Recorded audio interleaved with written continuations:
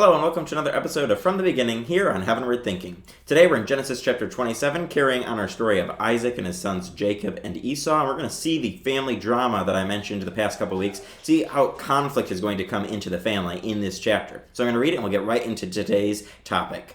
When Isaac was old and his eyes were so weak that he could no longer see, he called for Esau, his older son, and said to him, "My son." "Here I am," he answered.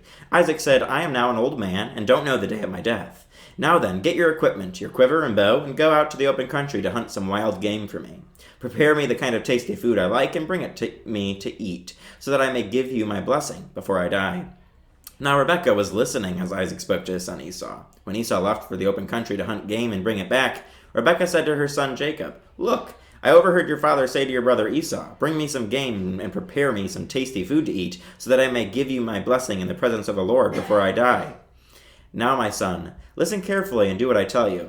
Go out to the flock and bring me 2 choice young goats, so I can prepare some tasty food for your father, just the way he likes it. Then take it to your father to eat, so that he may give you his blessing before he dies."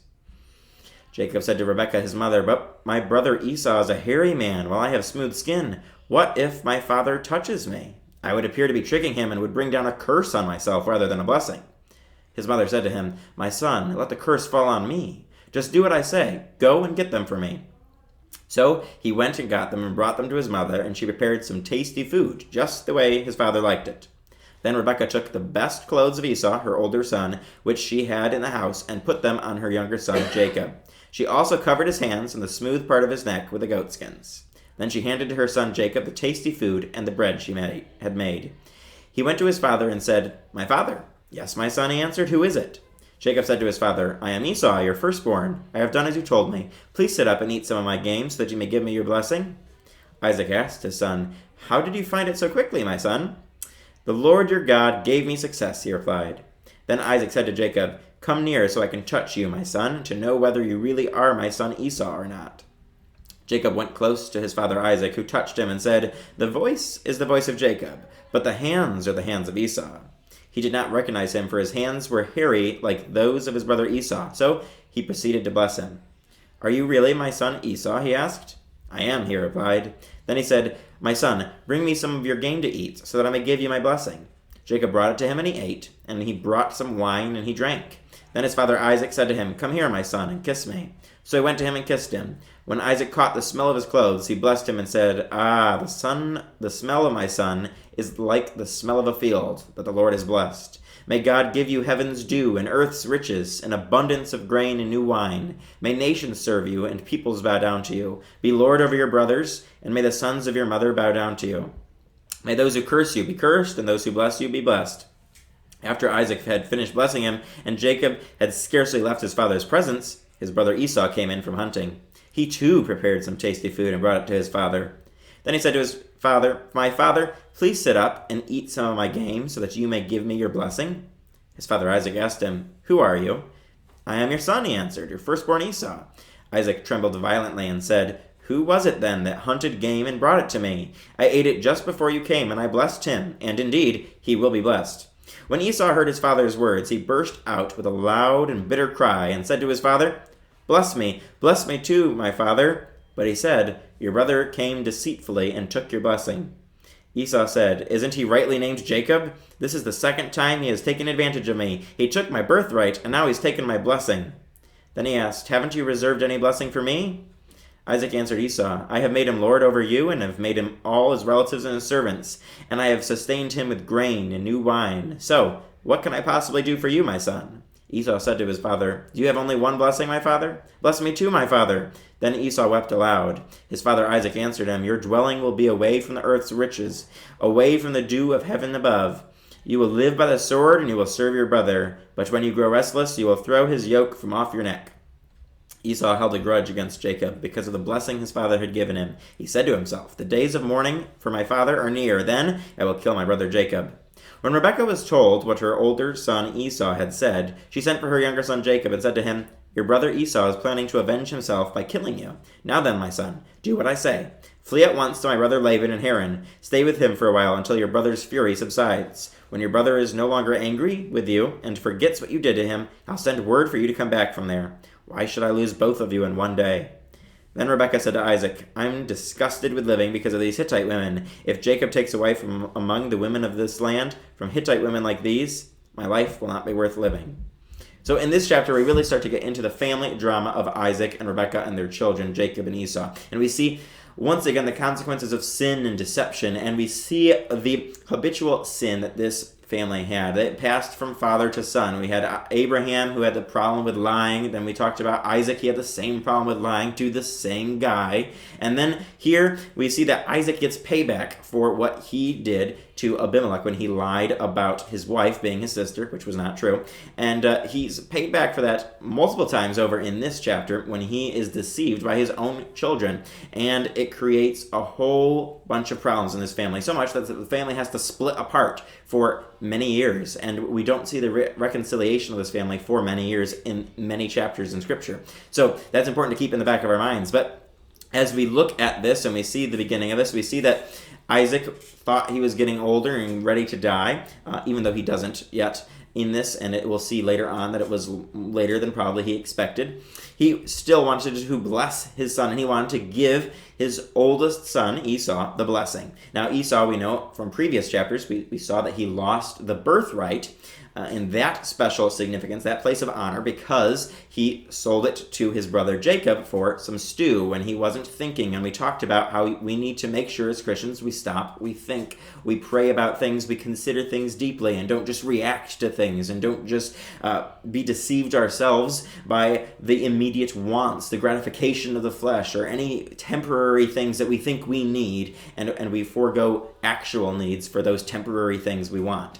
And we talked about that. And we see how in this chapter, he not only loses his birthright, he also loses the blessing. And that isn't because he tried to get rid of it. He was actually trying to do the right thing and go out and hunt the game and prepare it for his father and get the blessing that way.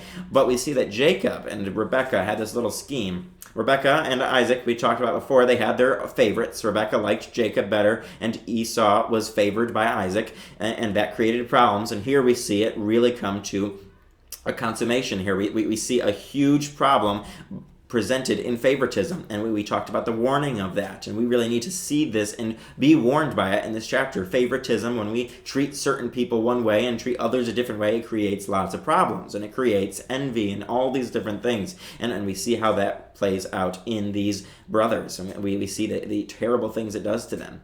So we see that Rebekah tells her son to do this act of deception towards Isaac, which again, problems there. Why was she trying to deceive her own husband? But whatever the reason was, she decided she wanted her son to get the blessing. So Jacob decided to obey his mother, a little reluctant at first. He was wondering what would happen if his father touched him, because he was not hairy like his brother Esau, so he didn't want to receive a curse instead of a blessing. But his mother came up with an elaborate disguise, an elaborate deception to help him in this act of deception, to trick Isaac. And we see that it worked. He at first was a little hesitant. Is it really Esau? And he thought it was Jacob maybe, but then he gives in and he decides that it must be Esau because of the hair, because of the trick that his wife and his son had played on him. So he goes into a great blessing, and it's all these great things of how God's going to bless Esau, even though it's actually Jacob, and he's going to bless all these different aspects of what turns out to be Jacob's life, not Esau's. And he's going to get everything as if he was the older son. And we talked about that before. Losing the birthright, now losing the blessing. All these things would have been given by nature to Esau and not to Jacob. But because of Esau's choices, and because of the favoritism roles of the parents, and because of the deception that Jacob chooses to inherit from his father, he chooses to follow that sin rather than take a warning from it. He causes this, and this is where we see things shift over from what would have been Esau's to Jacob. And we see that God is sovereign, though. We already know how the end of the story goes. We already know how it's used throughout the Old Testament and ultimately comes to fulfillment through Jesus Christ. The line of Christ and the whole Jewish race came through Jacob and not through Esau. And we see that God was able to, in a sovereign plan, already have a plan for this. It wasn't something that caught God off guard. Oh no, the family didn't do the right thing. Now I have to work with this son. No, God already had a plan. He had a purpose for Jacob. He had a different purpose for Esau. And he allowed things to happen so that it would line up with his plan. And it's the same in our lives. When we do dumb things, when we sin, when we make mistakes, when we go off track, God already knows what we're going to do. It doesn't give us an excuse. We have to take ownership and responsibility for our sin. But God's not caught unaware by it. He already has a plan. He already has a plan to overcome the things you and I do that get in the way, that would get in the way, but God already knows how to handle that. He already has a plan for it. He knows what we're going to do minute by minute. So nothing is going to catch him off guard. Thank goodness for that, because we see how complicated it would be in this story and in our own lives if that wasn't the case. But God knew what he was doing. He knew what these brothers were going to do and how this family's drama was going to play out. And he had a hand in this story and to bring about reconciliation. You can see the amazing things God's going to do in the lives of Jacob and Esau to bring this family back together. So we can't lose sight of that, the sovereign plan of God in this story, even though it may seem like this story is going off the rails already. And we're going to see constantly it goes off the rails with this family, really finding a lot of fulfillment in Joseph, actually, in the children of Jacob. So we'll get to that later. But in this chapter, we see the conflict between the brothers. We see that after Jacob deceives his father, his brother Esau comes in and is like, I'm ready. Here I am. I'm ready for the blessing. And his father, all of a sudden, a light bulb goes on in his head and says, oh no, I was right to question if that really was Esau. And Esau, of course, is upset and very mad at his brother, and he wants his father to bless him. And he says, he said at least twice in here, bless me, where's my blessing? Haven't you reserved it? Where's my blessing? Shouldn't you have something for me? And his father basically says, yeah, I already did all that. There's nothing for you. You're going to end up being a servant. That's not a very great blessing if you're expecting to be the one who people are serving, and all of a sudden you find out, you're going to be the slave and the servant, and you're not going to get the place of honor. So we see already there's going to be some conflict, and right away we get his reaction. He wanted to kill his brother. Again, this is a little reminiscent to the Cain and Abel story, if you will, when Cain was mad about Abel getting the blessing from God, getting the favor of God. He wanted to kill his brother. So we see the human reaction to one person getting something, whether or not it was a good way they got it or not. As in the case of Abel, he was doing right things. In the case of Jacob, he was doing deception. But at the same time, they both benefited from it. And the brothers acted the same way. They wanted to kill him. They wanted to kill him and get him out of the way. They wanted to take it back. And we have that same response. When someone gets something that we think we should have, or that we think we deserve, or maybe we actually do deserve, we want to kill them. And not necessarily physically. Sometimes physically. We see that in our world today. But a lot of the time we do it mentally, we do it emotionally, we do it spiritually, we do all kinds of things. We hold grudges against people forever, we treat them poorly. We immediately want to react when we think someone is getting something that we deserve. We immediately hate them, think bad things about them, talk badly about them, and gossip. We do all these things, and that's where Esau is in this story. His heart wasn't in the right way. He had the opportunity to be the godly man, be the bigger person, to be the Christian, if you will, even though this was way before Christians existed. He had the opportunity to be the godly man, just like we do when people mistreat us, when people deceive us, when people use a deception and do all kinds of things against us. We have the opportunity to be the bigger person, to be the Christian, and treat them well, even though they treated us poorly. Yet we see that Esau did not do that. So both boys are doing the wrong things here. And we see that it creates a great problem in the end of the chapter. Rebekah sends her son away. She is going to send Jacob away so that Esau doesn't kill him, and then she's going to have no family left here. Their whole family would be splintered by this act if Esau had committed murder here and if Jacob hadn't ran away. So she sends him away. And we're going to see that God is going to use that action to bring about his plan for Jacob. He's going to have Jacob be sent away so that God can get a hold of his heart and start to turn him. And eventually we're going to see he becomes, instead of a deceptive man, he is going to become a man of integrity. And yet he's going to have to be deceived himself to really get it to click. God's going to teach him lessons through experiencing what he did to his brother when he ends up experiencing it himself. And we'll go through that as we go through the next chapters. So keeping all this in mind, join us next time as we go into chapter 28 and see where this story is heading.